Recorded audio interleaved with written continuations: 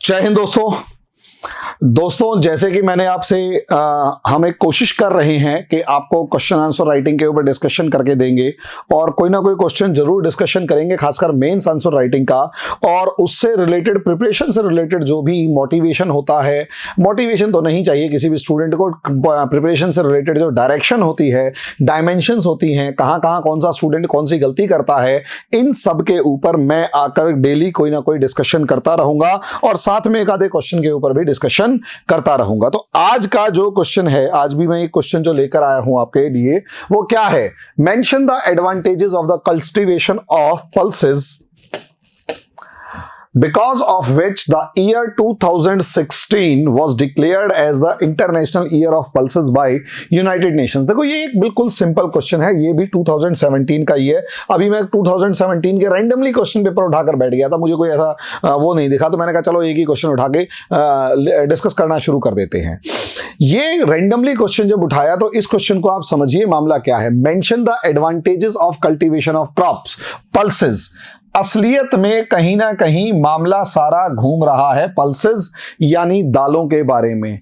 Advantages of cultivation of pulses, advantages of cultivation, यहां जो शब्द है कि आप जो दालों की बुआई कर रहे हैं, दालें उगा रहे हैं, उसका फायदा क्या है?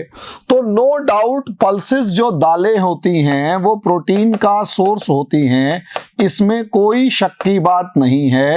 एक तो ये, और दूसरा दालों को आप कहीं ना कहीं फर्टिलिटी ऑफ सॉइल से जोड़ेंगे। फर्टिलिटी ऑफ सॉइल यानी मृदा या मिट्टी की जो उर्वरता है उससे जोड़ेंगे।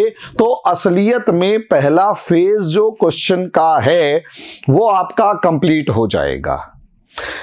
क्वेश्चन का जो पहला फेज है वो आपका कंप्लीट हो जाएगा। और इस फेज में, मतलब ये दो फेजेस का क्वेश्चन है, लेकिन साथ में आपको ये भी ध्यान रखना है कि बिकॉज ऑफ विच अगर लिखा, बिकॉज ऑफ विच का मतलब जिसकी वजह से। सोचिए 2016 के अंदर यूनाइटेड नेशंस ने जो हां करी या जो स्टेप लिया, 2017 के अंदर उसके ऊपर क्वेश्चन आ गया। यानी आपको यूनाइटेड नेशंस की जो एक्टिविटीज हैं उन पर भी नजर बनाए रखनी है। यानी आपको यूनाइटेड नेशंस की एक्टिविटीज, यूनाइटेड नेशंस की गतिविधियों पर भी नजर बनाए रखनी है कि किस तरीके से यूनाइटेड नेशंस जो है वो सिस्टम को मतलब कोई साल कैसे डिक्लेयर करता है या उसके काम करने का तरीका या एक्टिविटीज क्या हैं। जैसे अब इंटरनेशनल ईयर ऑफ पल्सेस, तो यहां पर असलियत में फोकस आपको पूरा ये करना होगा कि यूनाइटेड नेशंस ने किन बिहाफ पर या किन बेसिस पर ये इंटरनेशनल ईयर डिक्लेयर किया, और उसी हिसाब से आपको एडवांटेजेस लिखनी है। सिंपल क्वेश्चन था, लेकिन अगर डायमेंशन समझ में आ जाएं, क्योंकि यहां देखिए खेल हमेशा डायमेंशन समझने का होता है, खेल हमेशा डायमेंशन समझने का होता है, इतना याद रखिए। जिसे डायमेंशन समझ में आ गई, जिसे तरीका समझ में आ गया, वो बाजी जीत जाएगा। और जिसे डायमेंशन समझ में नहीं आई, जिसे तरीका समझ में नहीं आया, वो इस सिंपल आंसर को भी रट्टू तोते की तरह लिख के आएगा। अब सवाल यह है इस आंसर की शुरुआत कैसे करनी है। या तो आप सीधा एडवांटेजेस से करें, लेकिन मैं अगर सजेशन दूं आपको, जो आप मुझे आंसर लिखकर दिखाएंगे और आपके आंसर्स को भी मैं अपनी स्क्रीन पर चलाऊंगा, लिखिए यार, लिखने की कुछ तो कोशिश कीजिए। भाई बहुत से बच्चे कह रहे हैं कि सर आप यहां पर आंसर को क्लास में डिक्टेट करो। देखो यार, कुछ तो हमारे उन स्टूडेंट्स के लिए भी हमें करने दीजिए जो बेचारे पेड लेवल पर बहुत कम फीस में ही सही, लेकिन पेड लेवल के साथ हमसे जुड़े हुए हैं। उससे क्या होता है कि उन बच्चों का भी भला होता है और आपका भी भला हो जाता है। समझे? आप आंसर लिख कर दिखाइए, आपके आंसर्स के ऊपर जो भी कमेंट होगा हम जरूर करेंगे और कुछ ना कुछ रेस्पॉन्स करके भेजेंगे। आंसर्स लिख कर दिखाओ। इन आंसर्स को लिख कर दिखाना बहुत ज्यादा इंपॉर्टेंट है, बहुत ज्यादा इंपॉर्टेंट है, समझे।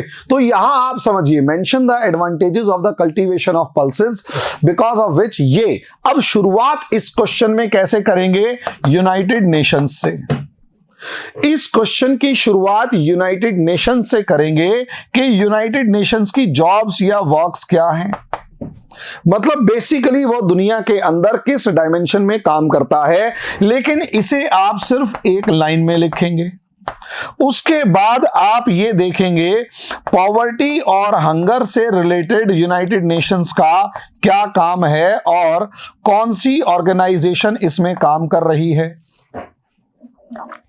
इसे आप दूसरी लाइन में लिखेंगे, 2 से 3 लाइनें इसके बारे में लिख देंगे।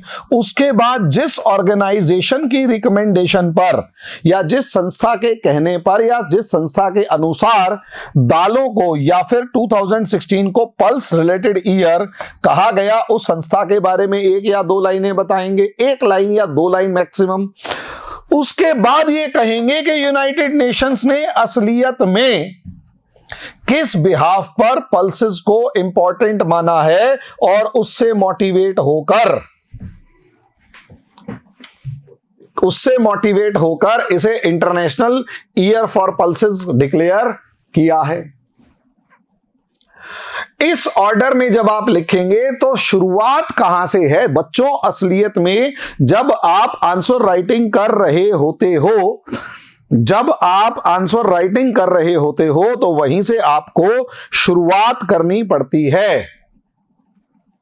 मैं आपको अपना फोन नंबर दे चुका हूं कि इस फोन नंबर पर आप अपने क्वेश्चंस लिखकर भेजेंगे ताकि मैं उनका रिस्पांस दिखा सकूं आप लोगों को। तो वही क्वेश्चन, वही फोन नंबर यहां मैं दोबारा आपको दे रहा हूं। लिखेंगे 9540 557189 9540557189। ये मेरा व्हाट्सएप नंबर है। इस पे आंसर लिख के पीडीएफ फॉर्म में व्हाट्सएप कीजिए ताकि मैं आपके इस आंसर को चेक करूं या उसके बारे में जो भी नई डायमेंशंस हैं वो दे सकूं। इससे आपकी राइटिंग स्किल्स डेवलप होंगी, इसमें कोई शक की बात नहीं है। और इतना समझ लीजिए दोस्तों, फायदा होगा।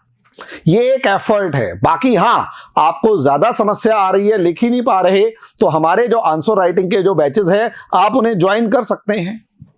बहुत मिनिमम फीस के ऊपर, बहुत कम से कम फीस के ऊपर हम उस बैच को ज्वाइन चला रहे हैं ताकि हर बच्चे का भला हो सके। उसके बारे में आप इंक्वायरी कॉल करके कर सकते हैं। जो भी नंबर दिए हुए हैं इस नंबर पर कॉल कीजिए, आपको